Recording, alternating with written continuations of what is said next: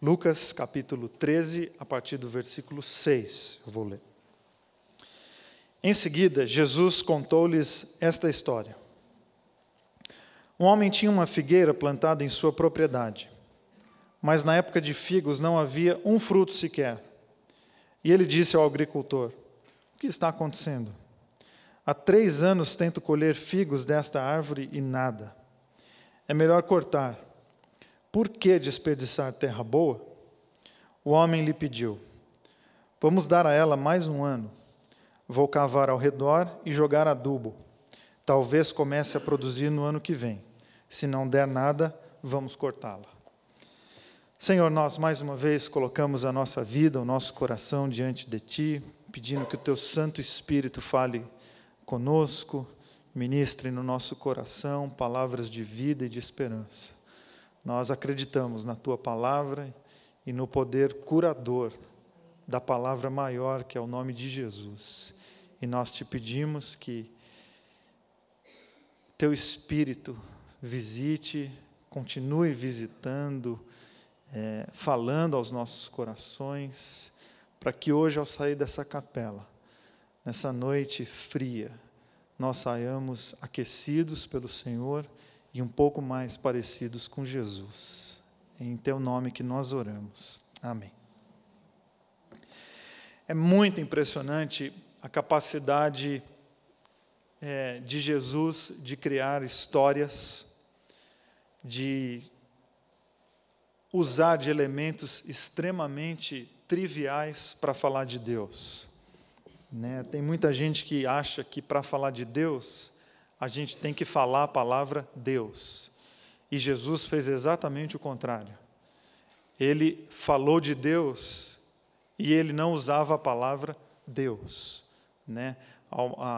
As parábolas, Jesus explica e revela o reino de Deus. E em nenhum momento ele fala de reino e nem de Deus. E precisa ser muito sábio para fazer isso. A parábola do filho pródigo, que é tão conhecida, Jesus conta, ele contou em uma história a vida da humanidade e a vida de Deus. Em nenhum momento ele falou de Deus. E então é muito legal ler as parábolas e ver como que com pequenas histórias Jesus consegue iniciar processos restauradores dentro de nós. Eu gosto sempre de ser cuidadoso para falar que ele inicia um processo restaurador, porque isso é uma questão muito minha.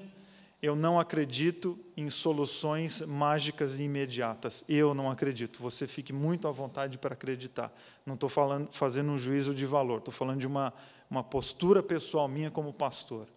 Eu não acredito em salvação imediata, em cura agora. Mas eu acredito que agora a gente pode entrar num processo de cura. Eu acredito que hoje pode se iniciar um processo de transformação. E a gente resolve isso em uma pregação? Não, meu irmão, tua vida é complexa demais para a gente resolver em 30 minutos. E em 10 pregações. Em 10, talvez a gente consiga falar de algum assunto da tua vida, mas ainda assim a gente precisa de muito mais tempo para a gente viver. E aí entra outra questão. Nós não estamos aqui na Bethesda para resolver problema, nós estamos aqui na Bethesda para viver. Nós estamos aqui na Bethesda para auxiliar você a viver, para auxiliarmos uns aos outros nas demandas que a vida nos oferece. Porque a vida muda, né? A nossa vida é uma loucura. Acho que o clima revela bem como é a nossa vida, né? Está 30 graus segunda-feira e quinta está 10. E muda. E terça-feira você estava morrendo de calor e hoje você está aqui morrendo de frio. E a nossa vida, ela é assim. Nossa vida também, ela não respeita estações. Né? Eu vou, tem outono, como é que é a sequência mesmo? Primavera, verão, outono e inverno. Então, a vida não tem essa sequência. Tua vida não tem essa sequência.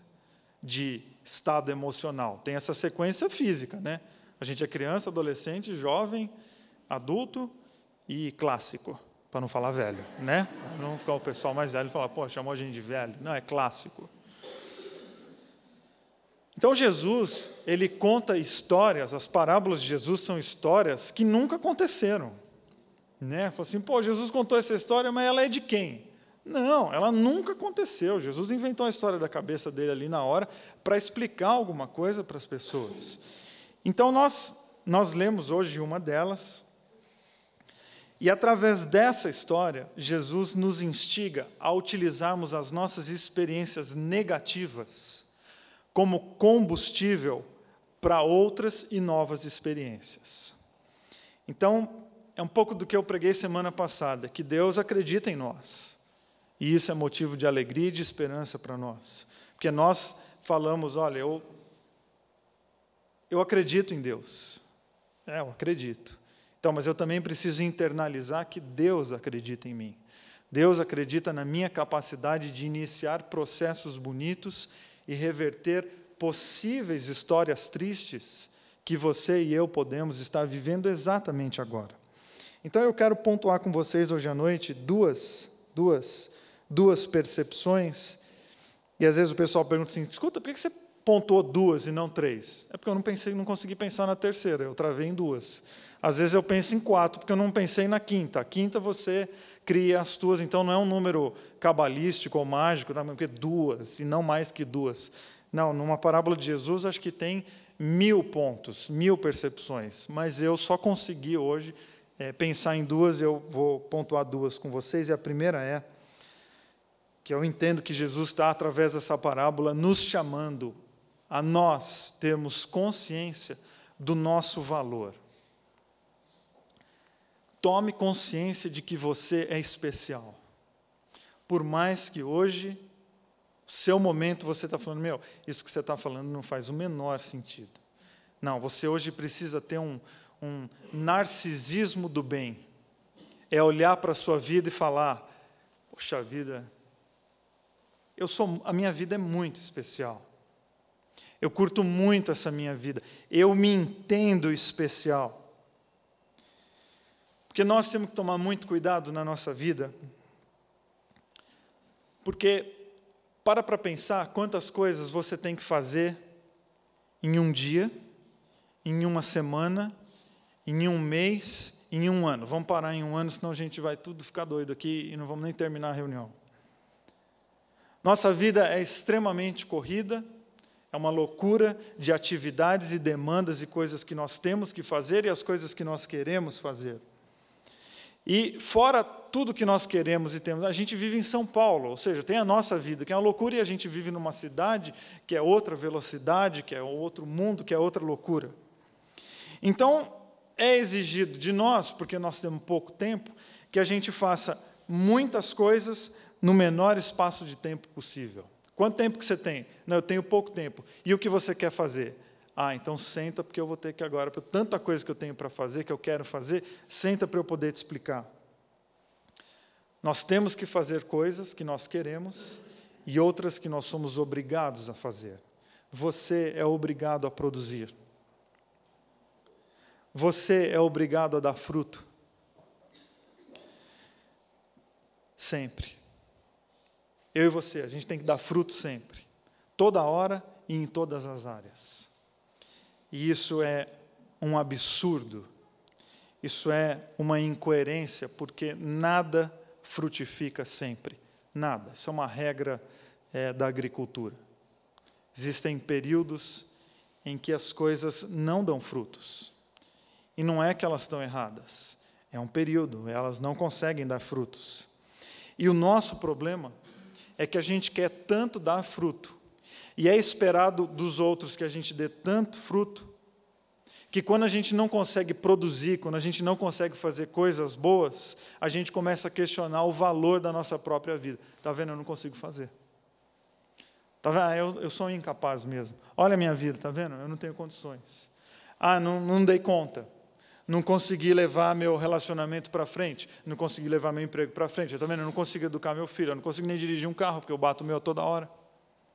E a gente vai se culpando, por quê? Porque a gente tem que produzir sempre coisas boas, a gente tem que dar fruto em todas as áreas da nossa vida o tempo todo, e a gente não consegue. Aí, ao não conseguir, a gente se sente inadequado, porque não bastasse a pressão de fora, ainda tem uma outra pressão enorme, que chama eu mesmo, que fico me cobrando de que eu tenho que fazer tudo certo a toda hora. Aí a gente questiona o sentido da nossa vida. Qual é o sentido da minha vida, se eu sou um inadequado com a própria vida? E Jesus conta então a parábola de uma figueira que não dá fruto. Ela está lá no meio da vinha e ela não produz. Então o dono da plantação, que a gente pode entender como esse sistema que está produzindo, que está exigindo da gente sempre fruto, fruto, fruto, e produzir, produzir, produzir, e fazer cada vez mais, sem respeitar nenhum momento, sem respeitar nenhum período onde as coisas precisam parar para serem trabalhadas. Ele olha para o agricultor, para o encarregado dele, e diz: escuta, e essa figueira que está aqui ocupando espaço e não produz nada, arranca ela. Arranca porque ela está ocupando espaço, essa incompetente. Joga fora porque ela está tomando meu dinheiro, inclusive, e coloca outro no lugar para ver se ela dá algum retorno, porque essa aqui não vale a pena. E aí o agricultor, ele advoga em favor da plantinha. Ele olha, espera aí, espera, vamos dar um prazo para ela, vamos mexer a terra, vamos adubar a terra, vamos dar a possibilidade dela se reinventar, e daqui a um tempo a gente volta aqui para ver se não deu certo. E aí então a gente corta. E a postura do agricultor é muito linda, é muito sábia e muito sensata, porque ele entende a importância da figueira. Ele entende a importância daquela vida. Então, ele não sai arrancando sem antes pensar no valor daquilo lá. Ele não sai simplesmente arrancando porque não deu fruto e porque não deu retorno. Não, ele primeiro diz, calma lá, espera aí. Como assim arrancar? Como assim eliminar? Como assim destruir? A gente nem sabe o que está acontecendo. Por que a gente já tem que chegar com uma decisão tão radical de colocar tudo para baixo e destruir tudo? Calma, olha um pouco para a vida, vamos olhar a situação para ver o que é que está acontecendo, e aqui eu já convido você a fazer as devidas relações da palavra do agricultor em relação à planta com a sua vida, com a sua própria vida. E é muito legal, porque quando a gente fala assim, olha, a minha vida é um negócio tão fácil, né? Fala, como é que vai a sua vida? Ah, vai bem. Vai bem? Qual vida tua? Qual vida? Do que nós estamos falando? Nós estamos falando da sua vida de casamento? Nós estamos falando do seu emprego? Nós estamos falando da sua vida de pai, de mãe? Ou nós estamos falando da sua vida de filho? Nós estamos falando da sua vida de cidadão?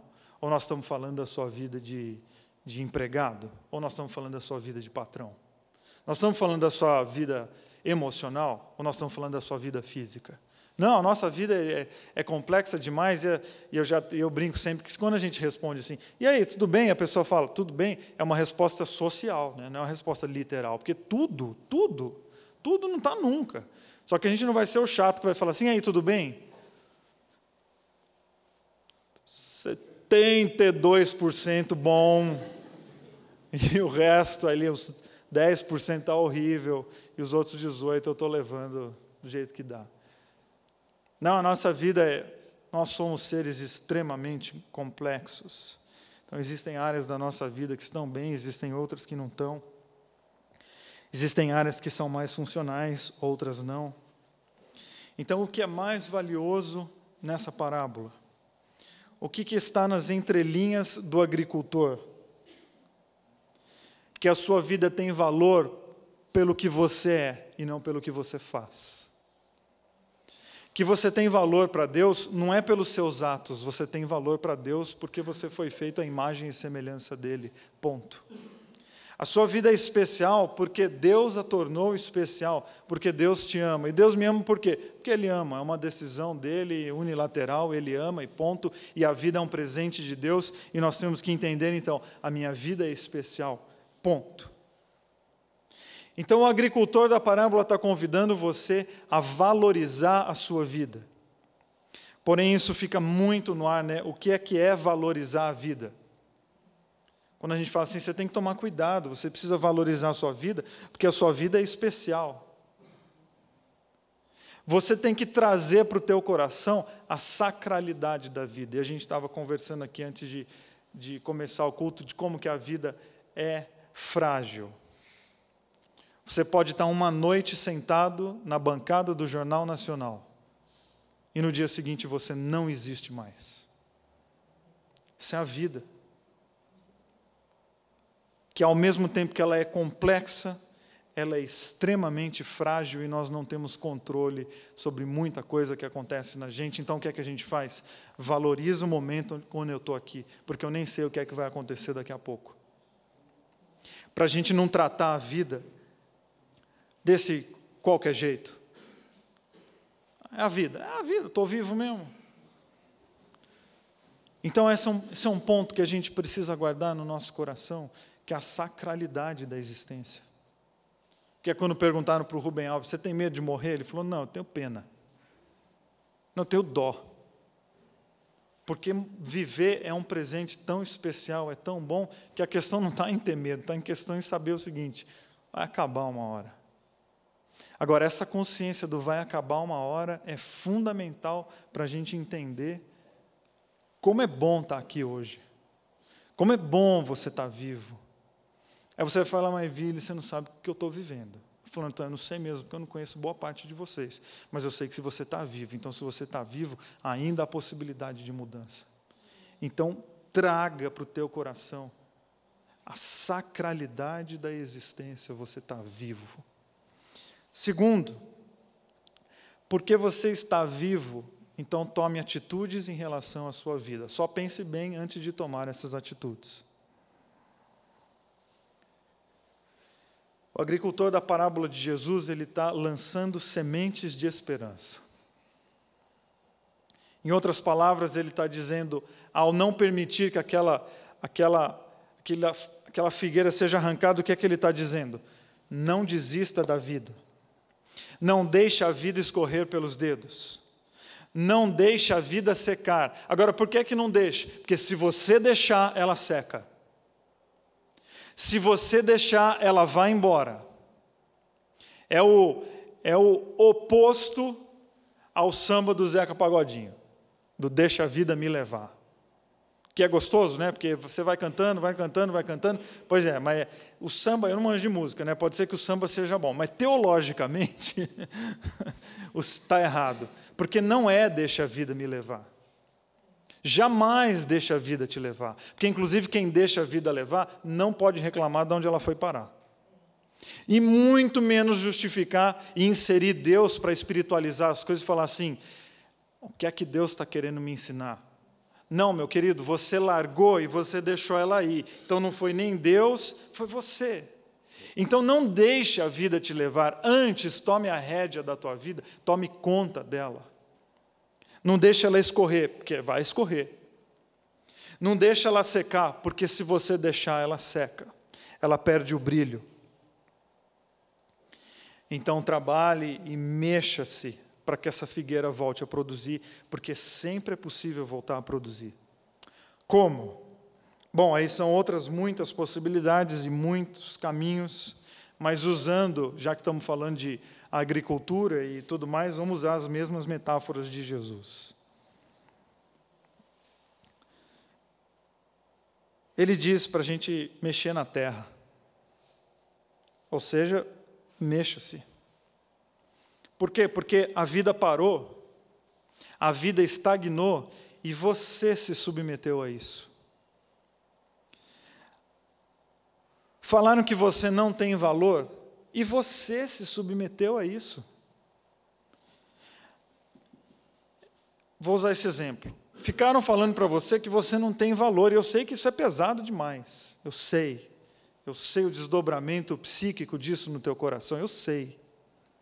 Mas você foi pegando isso e dizendo, eu não tenho mesmo, eu não tenho mesmo. É uma terra que vai endurecendo em volta de você e não permite mais que você viva e nem dê fruto, porque você assimilou aquilo e entendeu como sendo verdade. E o agricultor está dizendo, não, vamos mexer essa terra. Ou feridas que foram feitas no teu coração e você nunca tratou elas direito. Você fez um curativo muito do mal feito, e aí no reino de Deus a gente diz, então nós vamos ter que mexer nisso aí. Aí você vai falar assim, eu não quero mexer nessa terra. E o Evangelho está dizendo assim, então nós vamos mexer. Nós vamos mexer porque para essa ferida ser cicatrizada, nós temos que limpar. Porque você fingir que ela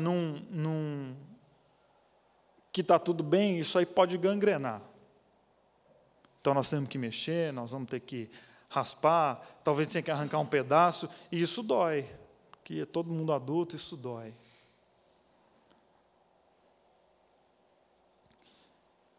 Então mexa-se.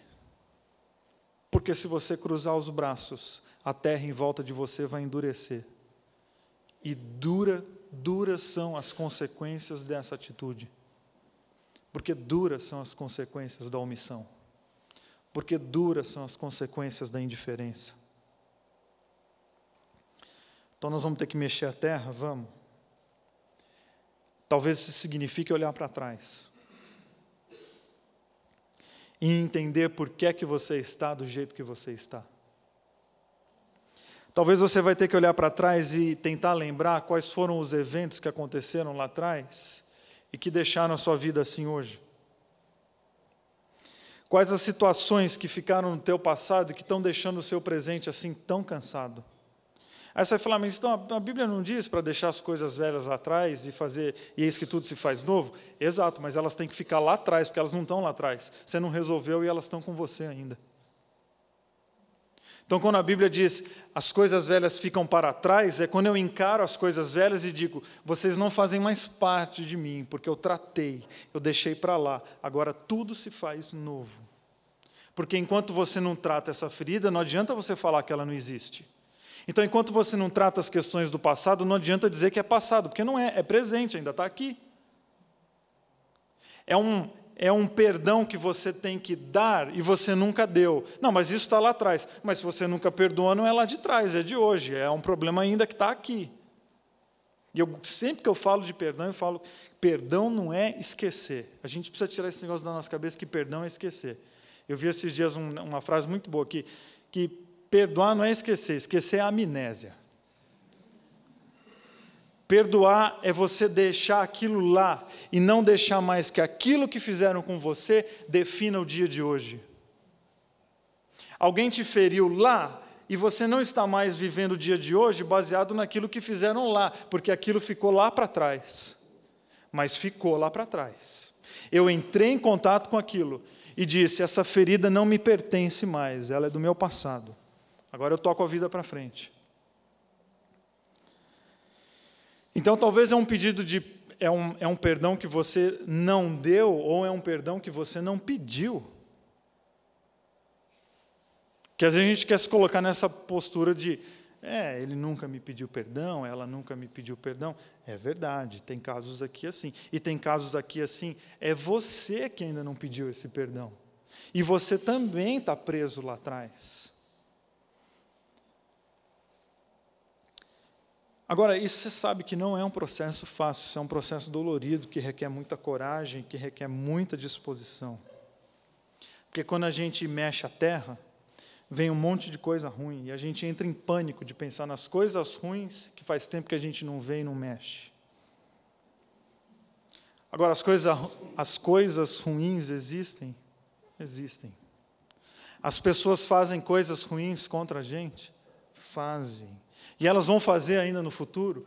Sim, porque a gente não tem controle sobre o que os outros vão fazer com a gente. Então, a coisa ruim, a maldade existe? Existe. Então, o que a gente faz com ela? Bom, usando ainda as metáforas disponíveis na parábola, a gente tem que usar tudo como adubo. mistura tudo nessa terra e usa isso para você crescer. Eu cresci no interior, em Atibaia, mas eu cresci no interior de Atibaia. Então era mais longe ainda. E eu morava numa casa muito legal, com um quintal muito grande. E tinha um pedaço do quintal que meus pais deram para eu cuidar, porque eu gostava muito de jardim, ainda gosto. Então eu tinha um jardinzinho lá que era meu, eu que decidia como é que ele era. Eu nem lembro se ele era bonito, porque não faz tanto tempo assim, é que a minha memória é ruim mesmo. Mas eu lembro de uma coisa, perto da minha casa tinha uma pequena fazenda, assim, com muito gado, e vira e mexe passavam pessoas com cavalo na frente da minha casa. E cavalo, você sabe que ele alivia andando, né? Ele não tem essa necessidade de parar, ir no banheiro. Enquanto ele corre, ele descarrega as... Vocês já entenderam, né, do que eu estou falando? E às vezes o cavalo caprichava na frente da minha casa. Aquele monte de estrume. E eu achava aquilo demais. Olha como a vida é. Porque eu cresci aprendendo que o estrume do cavalo era um ótimo adubo para o meu jardim. E isso é uma figura para nós hoje, talvez um pouco esquisita, mas tem que ser como figura. É que essas coisas ruins que nós queremos defecar, sim, elas podem servir como instrumento de crescimento do nosso jardim. Por mais difícil que seja, porque mexer com estrume sempre é.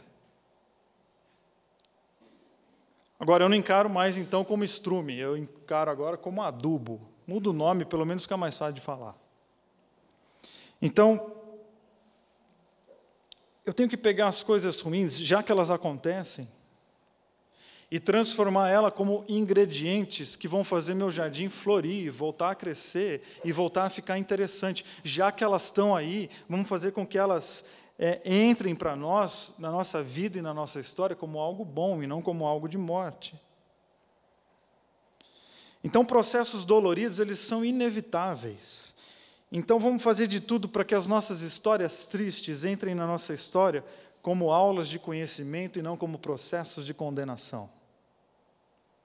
Porque fizeram algo contra você. Pois é, agora você pode pegar isso como algo de condenação ou você pode pegar isso como algo de crescimento. Como algo que vai fazer você subir um pouquinho o patamar da sua humanidade.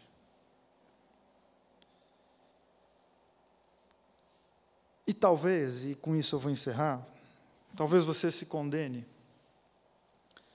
porque você não tem dado tantos frutos como você gostaria. E eu vou encerrar então fazendo para você 2 perguntas. É tempo de dar fruto ou é tempo de cuidar da terra? Só uma resposta que você tem que ter no teu coração. Você pode dizer assim, minha vida não vai para frente. Então é que talvez para ir para frente você precisa voltar e pedir perdão. Então é tempo de dar fruto ou é tempo de olhar o que está acontecendo? Se você precisa responder, isso é teu. Porque o Eclesiastes no capítulo 3, ele dá as mãos para isso e diz, há tempo para cada coisa debaixo do céu. Há tempo de construir e há tempo de derrubar. Há tempo de plantar e há tempo de arrancar. Não inverta as coisas. Aí você vai me perguntar, Vili, e qual que é o tempo de arrancar e qual que é o tempo de plantar? Isso é teu, não é meu, porque nós estamos falando das nossas vidas. Então, pode ser que o meu tempo seja de construir e o seu seja de destruir. E destruir o quê? Destruir coisas que você construiu, que lá no passado foram boas e que não são mais. E elas não têm jeito? Não, então o que a gente faz? Então a gente destrói. Isso não é palavra minha, isso é palavra do Eclesiastes. Põe no chão, derruba. E aí você começa de novo, sabe para quê? Para a nossa vida não se tornar um monte de puxadinho, que a gente tem a preguiça de derrubar, e a gente fala, não, faz um remendinho aqui, não, faz um puxadinho ali. Aí chega uma hora, nós somos uns Frankensteins existenciais. E Jesus e o Eclesiastes estão falando, para e vê se não é tempo de derrubar, e você está insistindo em construir, essa parede vai cair. Então não inverta as coisas, e quando for época de cuidar do solo, não joga a semente, porque ela vai morrer. Não adianta jogar a semente se você não preparou o chão. É uma estupidez, e você é quem vai pagar por isso. Então essa é uma pergunta. É tempo de você dar fruto ou é tempo de você cuidar da terra? E eu estou falando metaforicamente, você faça essa pergunta para o teu coração, do jeito que você quiser, de acordo com a realidade que você está vivendo. E a última pergunta é: será que você não está exigindo que a sua vida produza frutos que você não tem condições de produzir? Em outras palavras, por que você não pega mais leve com você? Você não pode produzir, ou obrigar o pé de laranja a produzir melancia. Ah, mas é porque o outro lá fez. Não viva a vida dos outros. Viva a vida com os outros. Isso é um princípio básico da existência humana. Você tem a sua vida, viva a sua vida. Não queira comprar o carro do vizinho, ou o mesmo carro do vizinho, porque o vizinho está comprando o carro de acordo com as possibilidades dele, compre os que da sua possibilidade, viva a sua vida. Então a gente vive a vida com os outros, mas não a vida dos outros. Porque talvez você esteja olhando sempre para o outro e pensando, e as nossas comparações, elas sempre são materiais, ou a maioria das vezes, né? A gente nunca fala assim, poxa, aquela pessoa é tão amorosa, eu queria ser também. Nossa, o meu vizinho é de uma humildade. Não, é sempre o carro do vizinho, a moto do vizinho, a mulher do vizinho, o marido do vizinho, o emprego do vizinho, tudo essas coisas do vizinho. Pô, o vizinho doa tudo aos pobres. Ficou louco. Sério. Surtou. Aí é loucura. Mas é loucura sua de querer viver a vida do vizinho, tanto quando ele doa tudo, ou como ele tem tudo. Ou seja, viva a sua vida, para você não ficar exigindo de você frutos que você não tem condições de dar, e alguns você não precisa dar. E a gente fica exigindo da gente coisas que a gente não precisa fazer. E a vida se torna pesada porque nós estamos exigindo coisas que não precisam ser feitas e que ninguém está exigindo, é a gente mesmo, querendo que o pé de laranja entregue melancia. E jamais esqueça que talvez a sua vocação seja ajudar os outros e viver com o outro já é um fruto. Sabe qual? Cuidar do coração do outro já é um fruto. Sabe qual é? É ser sombra.